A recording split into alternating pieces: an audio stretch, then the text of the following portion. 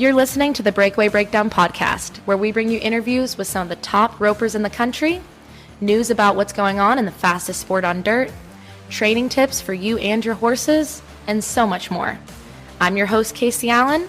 Let's jump in. Hey, you guys. Okay, so today's episode features two young guns I have been waiting to talk to you guys about. First, you're going to hear from Emilee Charlesworth. She is a 17-year-old all-around phenom. Wait till you hear what some of the things this girl has done in her career already. She is so darn cool.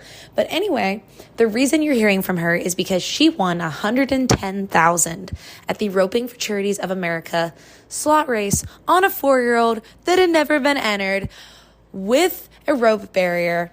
Just setting the stage a little bit for you guys. It was so much fun to watch, as electric as it sounds. So you're going to get to hear from her about that roping from back in February. And then you're going to hear from our guest host, Lillian Kent. She is one of our digital content producers for Breakaway Roping Journal. And she caught up with Hali Williams after she won over $50,000 at RodeoHouston. So I want to make sure I throw in there that Hali is still finishing high school. So her and Emilee are both in high school, and we are talking about there being some major financial decisions for these high schoolers. Also, I want to point out that with Hali Williams' RodeoHouston win, she moved to number 1 in the WPRA World Standings. And with over $89,000 in earnings, she currently has more than number 1 ranked barrel racer Jordan Briggs. So for the first time in history, a breakaway roper has more money won in the WPRA standings than a barrel racer. That is insane, and I cannot wait to get more into that on some upcoming episodes that we have planned for you guys. But we're not talking about those. We're talking about Emilee Charlesworth and Hali Williams, who you're going to be hearing from today. And I want you guys to know this episode is brought to you by our friends at Equinety, and I am going to tell you more about them between Emilee and Hali's interviews. So without further ado, let's jump right in. Here's Emilee. All right, Emilee, so we tried to talk after the Roping Futurities of America when you won the slot roping and took home, was it $110,000? And there was a lot of emotions happening and everything, so I wanted to make sure that people got to meet the real you and they got your story, and it was when things were a little bit calmer and settled down. So thank you again for talking to me today, and let's just jump in and talk about the Roping Futurities of America event and the slot roping that you won that week. It was an awesome week, and Dylan did a great job putting it on, and it was just super. It was awesome roping, and I'm glad that everything worked out for me. It couldn't have been a better week. Now, you weren't just breakaway in there, right? You were like helping out. You were carrying the flag. I feel like you were in the arena more than anybody that week. Yes, ma'am. I was running cattle out for all the tie-down ropings, and then I would carry the flag for all the slot ropings and the futurities and stuff every night. Awesome. Now, were you doing that on the 4-year-old you roped on, or was that a different horse? No, ma'am. That was a different horse.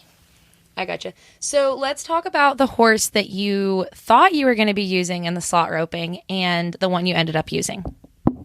So the horse that I thought I was going to be using, I got him from my sister, and she was going to put him in the snaffle bit futurity, but he didn't work out. So I was going to ride him in the slot roping, and we were shipping a bunch of cattle, and he bowed a tendon. So I just the people that own my little mare, Jerry and Kathy Rush, I was just supposed to be riding her for them, and I called them and I was like, hey, do y'all mind if I borrow y'all's mare for the slot roping? Because I don't have a 3-year-old. They're like, yeah, get after it, whatever, no big deal. So then I started riding her, and it all worked out. She was a little farther behind than most horses, and I took her to Brent Lewis's, and he helped me a lot with her. Like, he helped me so much. And then it just worked out. Awesome. So the setup was a little bit challenging for some of the girls that were riding those younger horses. What did you do because your runs were both you came back with like a low 4 on 2. So what were you doing to set yourself and your horse up to get shots at that roping? So it worked out for me because that little mare, she's not, like I said, she was a little behind everybody else. So it was either all out or nothing. Like it was either going to be amazing or you weren't going to do anything. So I just went at the bottom of my nod, and there was nothing to it. I wasn't even paying attention. All I wanted to do was go, so I didn't get outran. I gotcha. So kind of how, like, timeline wise, how much time did you have on that mare to get her ready, and like how green was she when you realized you were going to have to ride her? So I got her in August, and she had 30 days on her. Goodness. So, and I started roping on her in the end of October. That's tracking the arena. So she's tracking cows in October. Now, part of the rules, like just for the people at home, part of the rules were that it had to be a coming 4-year-old that you used in the slot roping that had never been entered. So, I mean, they were all green, but that's pretty crazy. Like, how much did you pack into that 3 or 4 months? Probably too much, like a little too much probably, but she handled it really well, and I felt bad, but it was good. Like right now she's turned out. She's going to take a couple months off. Like it was a lot for her, but she handled it well, and she's still good in the box. We didn't blow her up or anything. She was tired. Yeah, no, she looked solid. She didn't look like she was getting super nervous in there or anything. Like, were you nervous at all, or were you just trying to keep her calm? No, I was nervous. You can ask Madeline Richards and Hali Williams about that. They will tell you all about it. It was pretty bad. Yeah, I mean, you're 17 years old, and there was some sharks in that roping. Like, are you used to roping against all those girls, or were you feeling a little intimidated? No, I roped with them quite a bit. We were all in Tulsa together, and I've been roping with them for a while, so it was just kind of a regular crowd. So second round, you backed in there. You're good on your first one. And what was that feeling when you put that loop on and realized you pretty much had it in the bag? It was weird. I'm not gonna lie. It was just silent. It was like, holy crap! Like that worked out for me right there. That it just worked, and I was happy because it worked, and I drew good, and it went so good. I was just happy. I was like, it was a relief. Really, it was great. 110,000, you're 17. What are the game plans? Are you just like, mom and dad take the wheel? Do you have some like things that you're going to plan on spending, investing? Like, I have to know. Well, yeah, mom and dad take the wheel pretty much. That's pretty much all it is. I'm 17. I don't know what to do with it.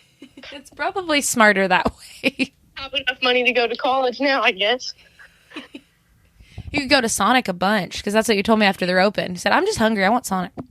I actually didn't go to Sonic. I went to Cane's. Whoa. I know. Big game changer. Really moving up. You're going to be a Chick-fil-A fast food girly after this. Oh, no. God. I don't know what I'm going to do. Okay, so let's talk a little bit more about you. Let's talk about your family and how you got started in rodeo.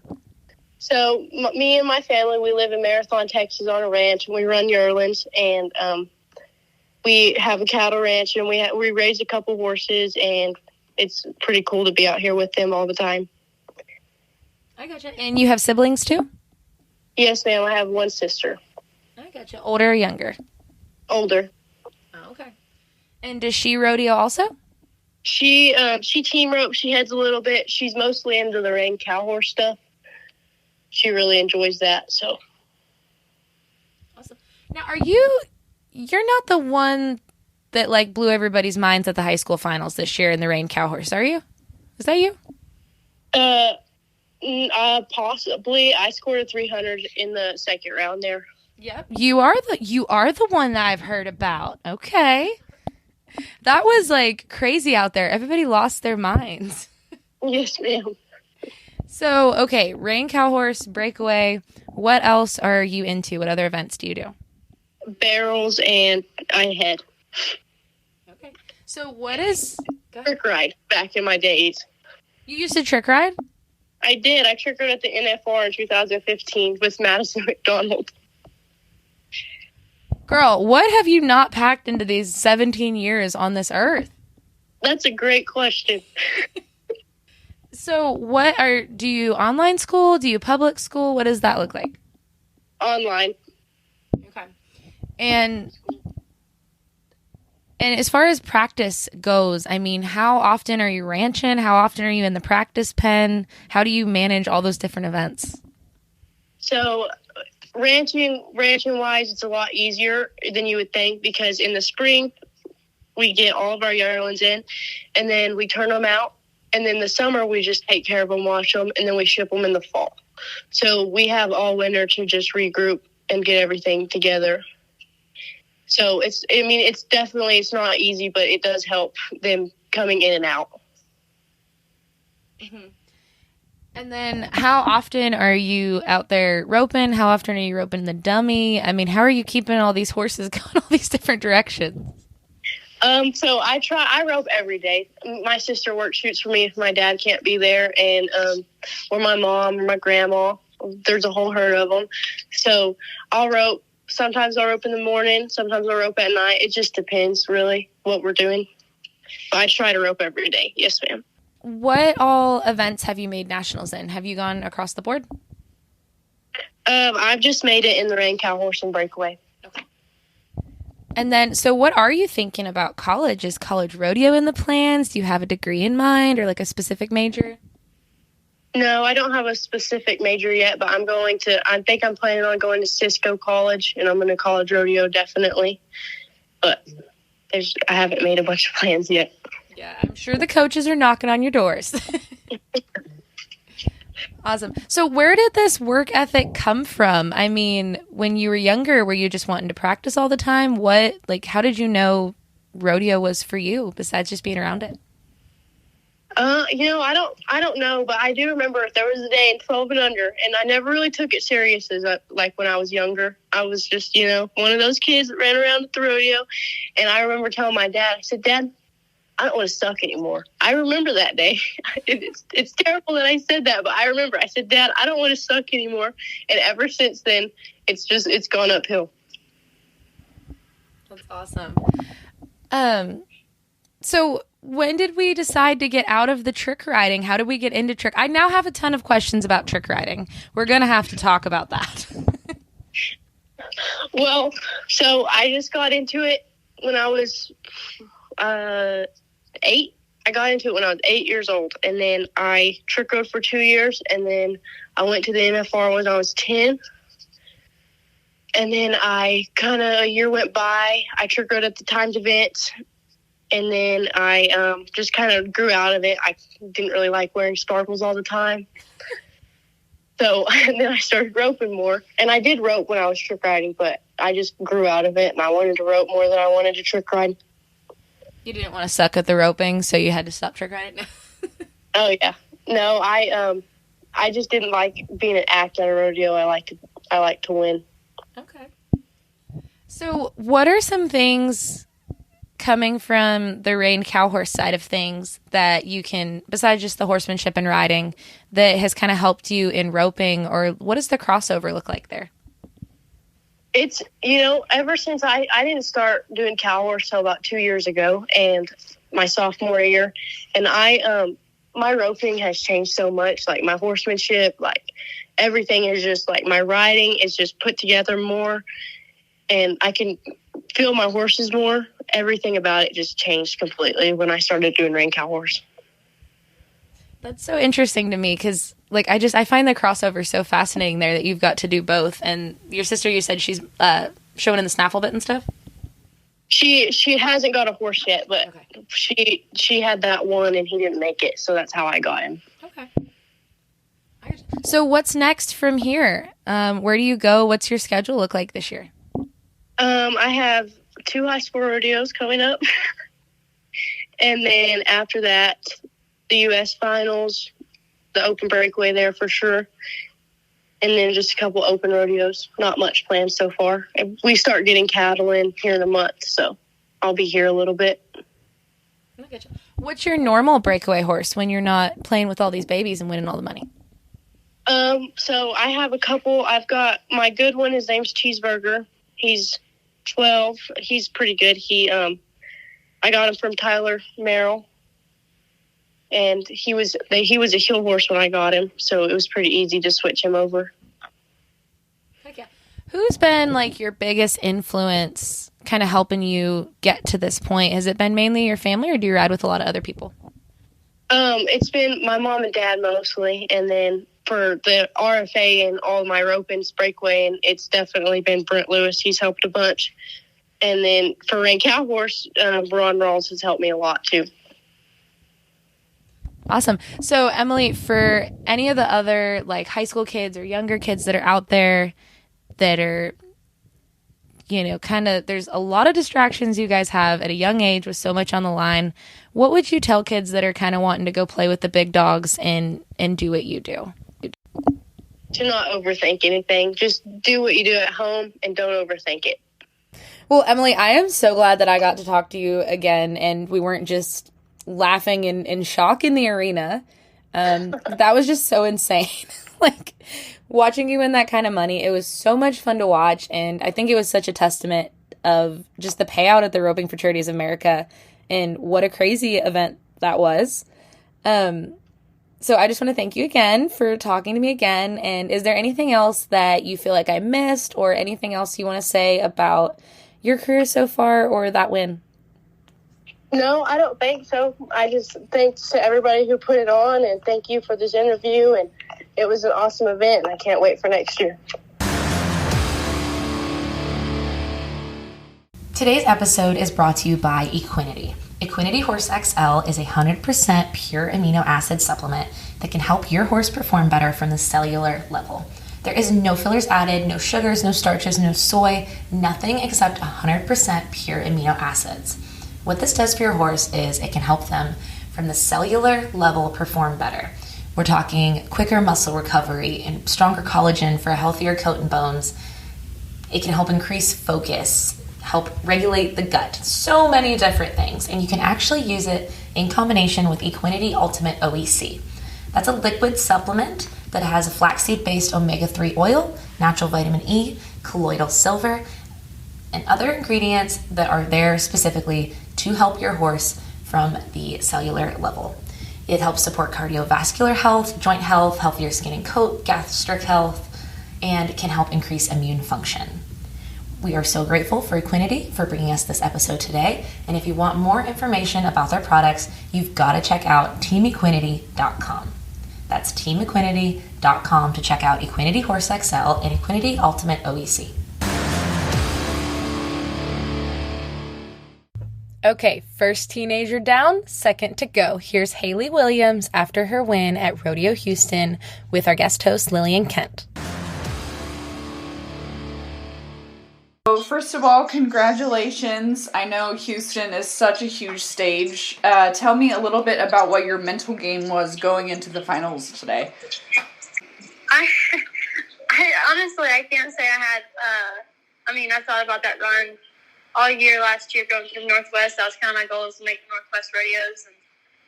And it was kind of surreal. I feel like in the Super Series, I didn't do my job as good as I could have. I missed 2 calves that went to the left. And so that was a little bit of a knockdown of confidence-wise, and then kind of ran through the barrier of the semifinals, but it advanced us. And then I've actually been kind of sick lately the last 3 or 4 days, and I've been we took some medicine last night, and we were driving back. I passed out and slept, and then this morning I'm talking to my dad, and, I don't really know how many people normally give motivational speeches or whatever, but my dad isn't really one of the people that gives, super encouraging words. He's normally just, go out there and do it and make a run. And he sent me this pretty sweet little text this morning, and he's like, it doesn't matter win or lose. You're still going hard this year. You got this. Go have fun.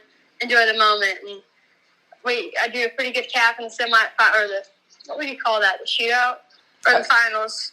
And then in the shootout round, I did not.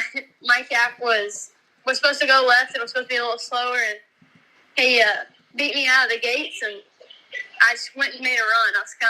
I've watched Houston short round a lot, and I was like, just go get a run down, and hopefully I was just shooting for second or third. Honestly, I figured someone was going to top me before, but I know it's such a big arena down there. I mean, you could be running for 100 yards. Yes, I mean, it's crazy. I watched these videos the last 2. I don't know. I mean, whenever Houston started, I've been watching it every night. I've turned it on Cowboy Channel, whatever we were doing. I've been watching the first, and I'm always like, why are these girls not throwing? These calves are going left. And until you're in that situation, those calves, they can go left so hard, so quick, and they can't go right very much. So if you draw one that goes right, you're kind of in the money shot because you got a good one. I've been kind of off my game this week. I've been so sick. I've just been trying to clear up the head cold where I could stay on and have my balance back. And I didn't read all the rules and everything. And so, like, when I rose in the championship round, I didn't know. I thought I lost the tiebreaker because Martha had won more money than me. And I walk out and they're like, no, semifinals trumps wild card.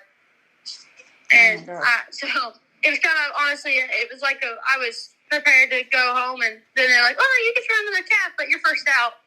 So it was an awesome feeling. Yeah, no stress there, I don't think. No, that actually happened to Josh Frost, too. He thought he went off of, money earnings, but for them, it went off of highest ride in the semifinals.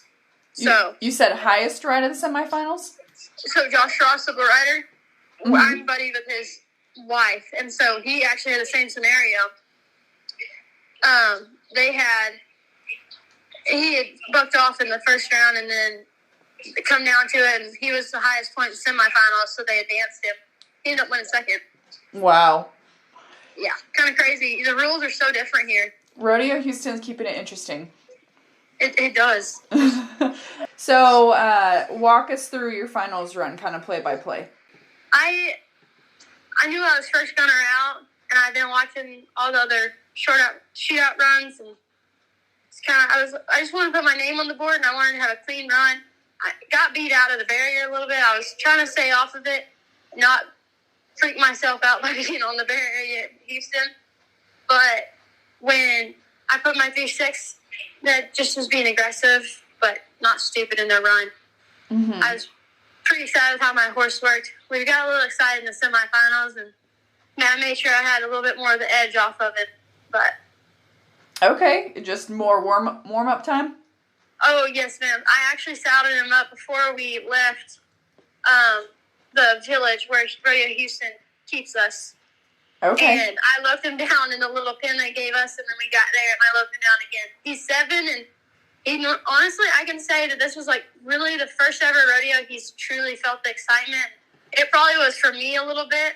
I've been pretty nonchalant about a lot of runs, and then this one dang sure had my nerves a little bit more than normal. Mm-hmm. Well, it looks like he stayed really true through the run, and 3-6 for 50 grand is pretty sweet. Not very often you have a 3-6 anymore. It wins money, so it's pretty awesome at $150,000. Yes, we'll take it. So I know you've been sick. Was there anything that you were focusing on in particular in the run? Just get your name on the board, get through it. To be honest, you never know. I had an amazing group of girls behind me. You got JJ the gunner. Joey Williams is incredible in any situation, and Tiffany Sheik's been on fire lately. So it's always a battle, and anymore, a time when the board might place, might not sometimes, but when you're first gunner out, you just have to go put your name on the board and let them come beat you. And sometimes it falls apart, especially at Houston, because it's a difficult setup. I'm thankful I do 2 straight calves, because I don't know if I could be here if I didn't draw straight calves, to be honest. Yes. I got to work on that for next year. A lot of space to run around out there. Yes, there is, definitely. So I know you mentioned Red Light was feeling good. How is he handling the rodeo road so far this year? He has been amazing, honestly. I've been blessed with him. He's handled, we were rookie on rookie last year, and he's been taking everything. I mean, the only time I think probably it was my nerves, the excitement of getting to run at Houston Rodeo, which we've all watched, and I watched for so many years growing up, hoping one day the breakaway would be there, and now I got to rope in it. But it's been kind of, he's been a blessing for sure. I need to do a little bit better job of making sure he stays a little bit more tired so he works a little better, but I can't fault him. It's my fault normally. I know it's such a balance between wanting to keep them at the top of their game and also keeping them honed in for this is your job, and he's only 7, so. Yes, I was sitting back there and I feel like for me, I'm always trying to be that person that's making sure my horse is, the number one priority, and they're feeling their best, because if they are, then they're going to give you this chance to win money. And I'm sitting down there in the super series, and my horse is freaking out with the noise and everything, and I had already looked him down, and I'm like, I told Mom, I have got to discipline him a little bit better. I got to make sure he's focused on being a rope horse and not being like the spoiled little 7-year-old he is. And so I kind of got a little bit of that edge knocked off today. It helped a lot. So kind of just walk us through a day in your life right now. Get up. I'm finishing my last semester as a senior in high school. And then typically go outside and ride horses, do drills, whatever we have going on that day. And then typically either we're going to a rodeo that night or a jackpot. We've got some pretty awesome jackpots locally around our house in Granbury and Decatur. So we're going somewhere every day, it seems. And then come home and start it over again the next day. Sweet. And then are you doing online school to finish it out, or are you? I'm doing Ignite Christian Academy based out of Illinois. Nice. It's probably impossible to do school when you're on the rodeo road. Oh, yes, ma'am. I mean, I have been on deadlines. Actually, San Antonio was one of my deadlines, but I've been trying to get it done so I don't have to worry about it while I'm in California and the Northwest run this year. Trying to get it done early and enjoy my year break.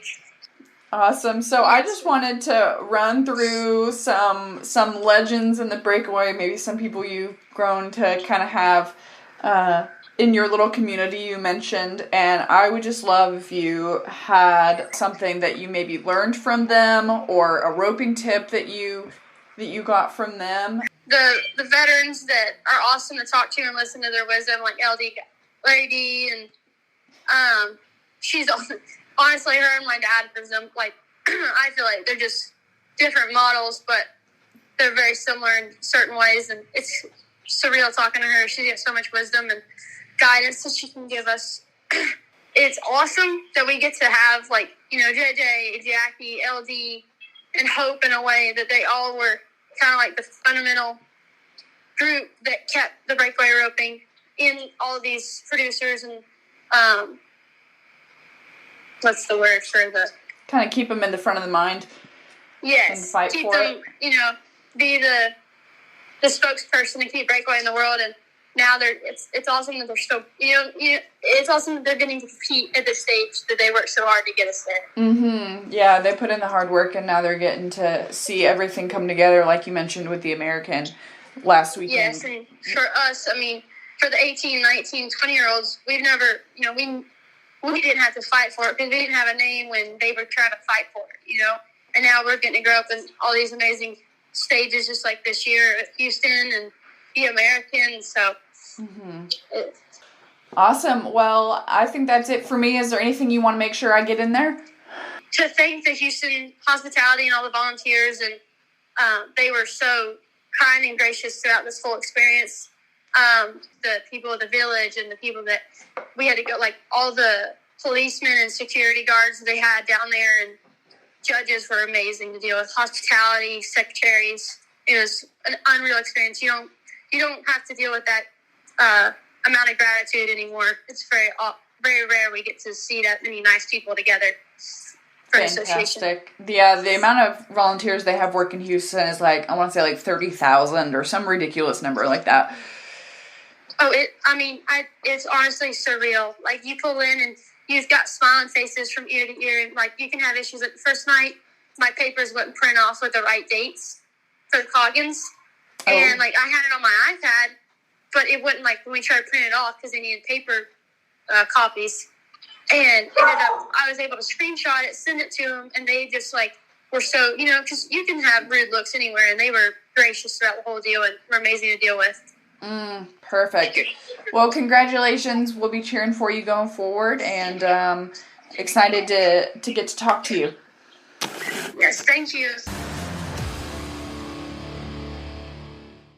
I'm telling you guys, the future is so bright for breakaway roping. I cannot believe the talent that is coming up through the ranks. It's going to be so much fun to watch over the next few years, and I think it just speaks to how well the ball is rolling for breakaway roping right now. We're coming up on the end of Women's History Month, so make sure you guys are checking out our content on all of the amazing women who paved the way for young guns like these on breakawayropingjournal.com. Also, make sure you're keeping up with us because there is a lot of things happening coming up within the next couple months at Breakaway Roping Journal, Facebook, Instagram, TikTok. We're going to be keeping you in the loop. If you're listening at the time of release, that means that we are at the BFI in Guthrie, Oklahoma, where we will have interviews coming your way from the breakaway roping winner there. And a little birdie told me that there is a 2-part series coming with the one and only Jackie Crawford for you guys. So look for those episodes to start hitting all your favorite podcast players very soon. You are not going to want to miss it. We go into the full backstory of how Jackie Crawford became Jackie Crawford. So make sure you guys check out teamequinety.com. That's TEAMEQUINETY.com for more information on Equinety OEC and Equinety XL. Thank you guys so much for listening. And like I said, stay tuned. We have a ton of content coming your way in the next couple weeks.